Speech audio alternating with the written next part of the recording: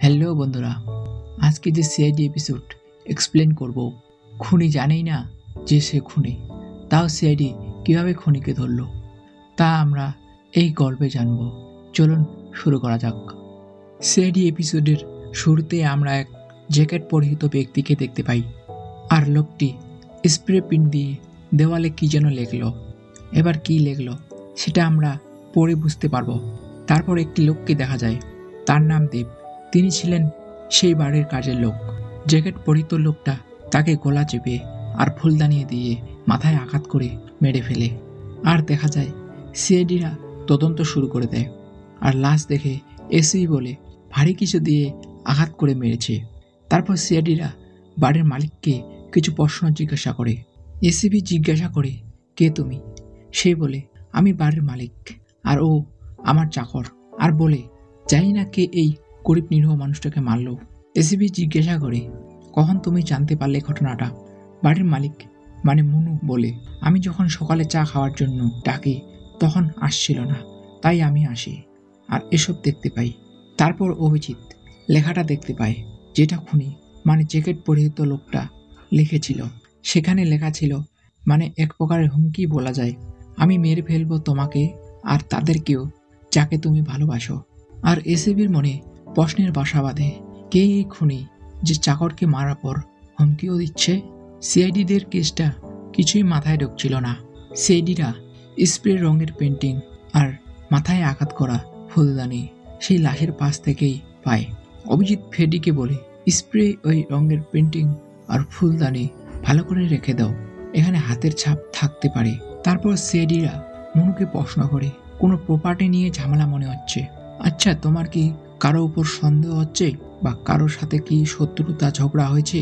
মনু বলে, না তো স্যার, আমার সাথে তো কারো তেমন শত্রুতা নেই। ইন্সপেক্টর অভিজিৎ প্রশ্ন করে, আচ্ছা, যখন খুনটা হয় তখন আপনি কোথায় ছিলেন? মনু বলে, আমি তখন স্যার উপরের ঘরে ঘুমের ওষুধ খেয়ে ঘুমাচ্ছিলাম। আমি তো জানতেও পারিনি নিচে এসব হচ্ছে। জানি না কে আমার এত বড় শত্রু হয়ে গেছে। এসিবি প্রশ্ন করে, তুমি কি করো? মনু বলে, আমি একজন লেখক, বইপত্র লেখি আর কি। আমি একটা বই লিখেছিলাম যার প্রচুর নাম হয়েছিল। বইটার নাম ছিল শকিং, কিন্তু এখন আর আমার লেখা কেউ পছন্দ করে না। আর এই হুমকি, আমার তো মাথায় ঢুকছে না আমি কার কি ক্ষতি করেছি। এরপর সেডিরা বিরুতে এসে ফাইল ঘাটাঘাটি করে জানতে পারে বিখ্যাত বিজনেসম্যান রাজেন্দ্রের সৎ ছেলে মনু, আর একটা মনুর সৎ ভাইও আছে, রোহন। সেডিরা জানতে পারে রাজেন্দ্রের সমস্ত সম্পত্তি মনুর নামে লিখে দিয়েছে, তার ভাইয়ের নামে মানে রোহনের নামে এতটুকুও দেয়নি। আর সেডিদের এখানেই মনে খটকা লাগে, এই রোহন হয়তো সম্পত্তির জন্য খুন করেছে। তারপর এক লোক এসে বলে, স্যার, আমি একজন পাবলিশার। সিআইডি দয়াকে বলে, স্যার, আপনি আমাকে ডেকেছেন?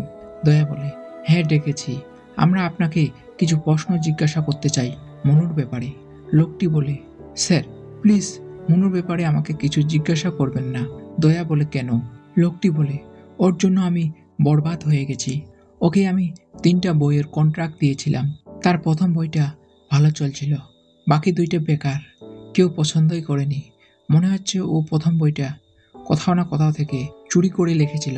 এর মধ্যে সিআইডিরা জানতে পারে ওই স্প্রে প্রিন্টের কৌটার উপর আর ফুলদানির উপর কোনো হাতের ছাপ নেই, কারণ খুনি হাতের গ্লাস পড়েছিল। তারপর ফ্রেডি এসে জানায়, স্যার, রঙের কৌটায় যে লেবেল লাগানো ছিল তা থেকে জানতে পেরেছি রঙের কৌটাটা লখনৌয়ের পিকে হার্ডওয়্যার থেকে নেওয়া হয়েছে। আর সোজা দোকানে চলে যায়, আর সেডিরা রঙের কৌটাটা দেখায়, বলে, এটা আপনার এখান থেকে কেনা হয়েছিল? দোকানদার বলে, হ্যাঁ, আমার এখান থেকে কেনা হয়েছিল। দয়া বলে, কে কিনেছিল? দোকানদার বলে, এত খদ্দেরের মধ্যে কিভাবে বলি কে কিনেছিল? এটা খুব মুশকিল। আর অন্যদিকে এসি পদ্মমান আর অভিজিৎ মনুর ভাই রোহনের সাথে কথা বলতে আসে। এসিবি পদ্মমান বলে, মনু তোমার দাদা তাই তো? রোহন বলে, হ্যাঁ, দাদা হয়, কিন্তু সৎ দাদা হয়। অভিজিৎ বলে, কাল মনুর উপর কেউ হামলা করে। রোহন বলে, এসব আমাকে বলছেন কেন? তার সাথে আমি সব সম্পর্ক শেষ করে দিয়েছি। এসিবি বলে, কেন? রোহন বলে, সে 1 নাম্বার ঠকবাজ, তাই। এসিবি বলে, সম্পত্তির জন্য আপনি মনুকে খুন করতে চাইছেন না তো? এরপর সেডিরা রোহনের হাতের ছাপ নিতে চায়, আর রোহন আমতা আমতা করে বলে, আমার আমার হাতের ছাপ কেন? আমি তো মনুর উপর হামলা করিনি। এরপর সিআইডিরা মনুর অইচ্ছাকৃতভাবে হাতের ছাপ নেয় আর বেরিয়ে আসে। আর রোহনের ওপর সন্দেহ হয়। এসিপি ঠিক করে এর চাল চলনের ওপর আমাদের নজর রাখতে হবে। ঠিক সেই কথা মতো নজর রাখে আর দেখতে পাই রোহন কাকে যেন ফোন করছে আর গাড়ি নিয়ে বেরিয়ে যায় মনুর স্ত্রীর বাড়ি। কারণ রোহন ভাবছিল তার স্ত্রী আক্রমণ করেছিল। আর রোহনের পিছু পিছু সিআইডিরাও চলে আসে। আর সিআইডি অফিসার অভিজিৎ বলে, তোমরা মনু সম্পর্কে কে কি জানো সবকিছু ভালোভাবে বলে ফেলো।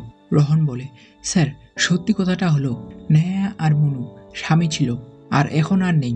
অভিজিৎ বলে, কেন এখন আর নেই? নেহা বলে, ও একসাথে থাকার যোগ্যই না আর ওর অন্য কারো সাথে অ্যাফেয়ার্স আছে তাই। সিআইডিরা বলে, এই মেয়েটাকে? নেহা বলে, মানে মনুশ্রী, আমি তাকে চিনি না কিন্তু খবরটা জানি।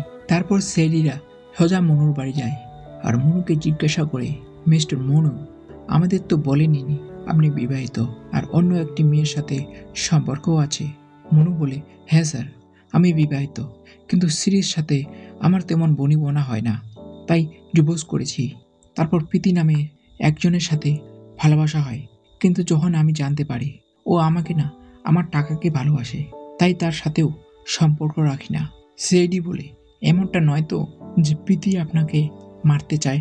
তারপর তাড়াতাড়ি মনুর কাছ থেকে প্রীতির অ্যাড্রেসটা নিয়ে প্রীতির বাড়ি যায় আর প্রীতির লাশ পায়।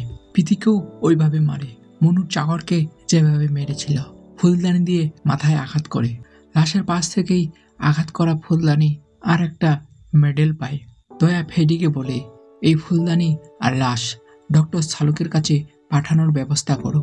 আর মেডেলে লেখা ছিল টিসি কলেজ। দয়া বলে, টিসি কলেজেও খবর নিতে হবে এই মেডেল কার। হঠাৎ করে দয়া সবুজ রং দিয়ে লেখা দেখতে পায়। লেখা ছিল, আমি আমার প্রতিজ্ঞা রেখেছি, তোমার গার্লফ্রেন্ডকে মেরেছি। সিআইডি অফিসার সচিন দয়াকে বলে, স্যার মনে হচ্ছে একই খুনি যে মনুকে মারতে চায়। সিআইডিদের মনে হচ্ছিল এই রংটা হয়তো ওই দোকান থেকেই নেওয়া হয়েছে, তাই তারা দেরি না করে ওই রঙের দোকানে আবার যায়।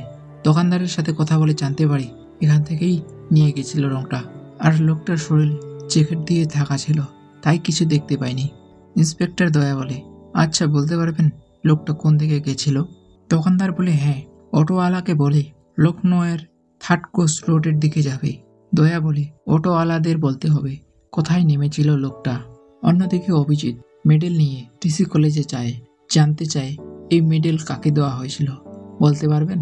ভদ্রলোক বলে, হ্যাঁ বলতে পারবো।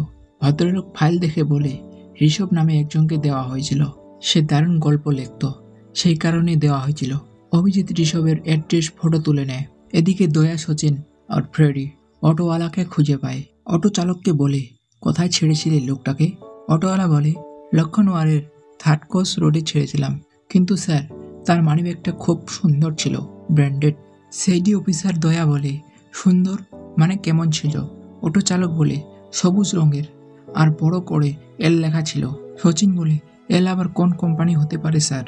দয়া বলে, সেটা কোনো ওয়ালেট বিক্রেতাই বলতে পারবে। সিআইডিটা চালককে বলে, আমার দেখতে পেলে খবর দেবেন আমাদের। অটো চালক বলে, ঠিক আছে স্যার, সালাম। তারপর একটা সিআইডি অফিসারকে দেখা যায় ঋষভের বাড়িতে। সেখানে কাজের লোকের কাছ থেকে জানতে পারে ঋষভ মারা গেছে। ঋষভ যখন সে জানতে পারে তার সমস্ত গল্প লেখা ছাপানো হয়নি, তার এইসব কষ্ট করে গল্প লেখা বেকার, তাই সে আত্মহত্যা করে। সিআইডি অফিসার ঋষভের লেখা শকিং নামে গল্পের বইটা দেখতে পায় আর অভিজিৎ স্যারকে ফোন করে বলে, এই ঋষভের লেখা শকিং হয়তো মনু চুরি করে লিখেছে। অভিজিৎ বলে, হতে পারে। এরপর সিআইডিরা মনুর বাড়ি যায় আর এসিপি বর্ধমান অভিজিৎকে বলে, আমি তো ভাবছিলাম খুনগুলা প্রীতি করছে, কিন্তু ওকেও খুনি মেরে দিল। অভিজিৎ বলে, হ্যাঁ স্যার, স্যার খুব ধুরন্ধর এই খুনি। তারপর মনুকে এসিপি বলে, এই শোকিং বইটা ঋষভের কাছ থেকে চুরি করা, তাই না? মনু অনেক ভাবার পর বলে, হ্যাঁ স্যার। আবার এসিপি বলে, তুমি জানো তোমার এই অপকর্মের জন্য ঋষভ আত্মহত্যা করেছে? মনু শুনে হকচকিয়ে যায়। আর আবার এসিপি বলে, লজ্জা থাকা উচিত তোমার, এত নিজ কাজ করে তুমি আমাদের বলছো যে তোমাকে কেউ খুন করতে চায়। অন্যদিকে দেখা যায় ইন্সপেক্টর দয়া, সচিন, ফ্রেডি ওয়ালেট দোকানে যায় সবুজ রঙের ওয়ালেট কে কিনেছিল তা জানার জন্য। দোকানদার বিল দেখে বলে, নেহা নামে একজন মেয়ে কিনে সিআইডিরা আলোচনা করে এই নেহাই খুনগুলো করছে না তো। এসব প্রশ্নের উত্তর নেহাই ভালো বলতে পারবে। তাই তারা নেহার সাথে দেখা করার জন্য নেহার বাড়ি যায়। আর এদিকে দেখা যায় নেহাকে মারার জন্য খুনি চলে আসে। খুনি নেহাকে প্রায় মেরেই ফেলেছিল গলা চিপে। আর সিআইডি চলে আসে। আর খুনি সিআইডিদের গাড়ি আসার শব্দ পায়। তাই খুনি বলে, গাড়ির আওয়াজ, এত রাতে এখানে কে আসতে পারে? তাই সিআইডি খুনিকে দেখতে পায়নি, সিআইডি শুধু নেহাকে দেখতে পায়। সিআইডিরা নেহার কাছ থেকে জানতে পারে সবুজ রঙের ওয়ালেটটা মনুকে দিয়েছিল। সিআইডিরা বুঝে যায় এই মনু তাহলে খুনি। আচ্ছা, এবার অভিজিৎ একটা বড় জ্যাকেট পরে ছদ্মবেশে মনুকে মারার ভয় দেখায়। মনু বলে, আমাকে কেউ মারতে পারবে না, আমাকে শুধু রমেশ মারতে পারবে, আর কেউ না। অভিজিৎ বলে, কে এই রমেশ? মনু বলে, আমি রমেশ, আমি শুধু আমাকে মারতে পারি, আর কেউ পারে না। বলে মনু অভিজিৎকেও পাশে থাকা ফুলদানি দিয়ে মারতে যায়। আর মনু বলে, হ্যাঁ আমি করেছি সব খুন। কিন্তু মনু সিআইডি বিরুদ্ধে এসে বলে, আমি খুন করিনি, করেছে তো রমেশ, আমি তো মনু। ফেডি বুঝতে পারছিল না এ খুন করে তাও এর মনে নেই কেন। সিআইডি অফিসার অভিজিৎ বলে, এটা এর রোগ, কোনো কিছু মনে থাকে না।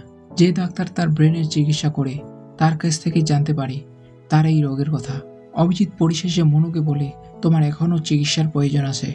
তো বন্ধুরা, ভিডিওটা কেমন লাগলো অবশ্যই কমেন্টে জানাবেন। আর ভালো লাগলে একটা লাইক করে দিবেন। আর এরকমই ভিডিও দেখার জন্য চ্যানেলটি সাবস্ক্রাইব করে রাখবেন।